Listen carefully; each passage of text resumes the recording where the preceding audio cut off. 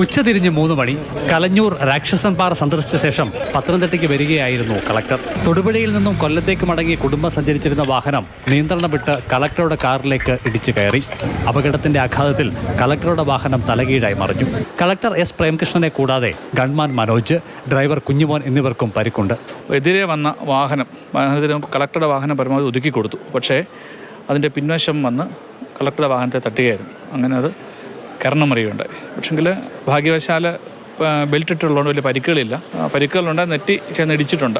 അതുപോലെ തന്നെ നടുവിന് ഒരു പിടുത്തം ഉണ്ടായിട്ടുണ്ട്. പക്ഷേ ബുദ്ധിമുട്ടുകളില്ല. എതിർദിശയിൽ വന്ന വാഹനത്തിലുണ്ടായിരുന്ന കുട്ടിയടക്കം 4 പേർക്കും സാരമല്ലാത്ത പരിക്കാണ്.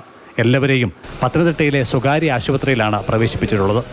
ജസ്റ്റ് ഒരു സെക്കൻഡ് വ്യത്യാസം വന്നുള്ളൂ. വണ്ടി ആക്സിഡൻ്റ് ആയത് ഞങ്ങളിവിടെ ചെന്നതും അങ്ങനെ വണ്ടിയിൽ നിറക്കി കളക്ടർ ഒരു വണ്ടിയിലും മറ്റുള്ളവരെ ഞാൻ എൻ്റെ വണ്ടിയിൽ കയറ്റി വന്നു. കുഞ്ഞിനെന്തോ ചെറിയൊരു പ്രശ്നമുണ്ട്. പിന്നെ പ്രായമുള്ളവർക്ക് പുള്ളിക്കാരനുണ്ട്, അദ്ദേഹത്തിൻ്റെ മേത്തെന്തോ പ്രശ്നമുണ്ടെന്ന് പറഞ്ഞു. എതിർദിശയിലെത്തിയ വാഹനത്തിന്റെ ഡ്രൈവർ ഉറങ്ങിപ്പോയതാണ് അപകടത്തിന് വഴിവെച്ചതെന്നാണ് സംശയിക്കുന്നത്. മാതൃഭൂമി ന്യൂസ്, പത്തനംതിട്ട.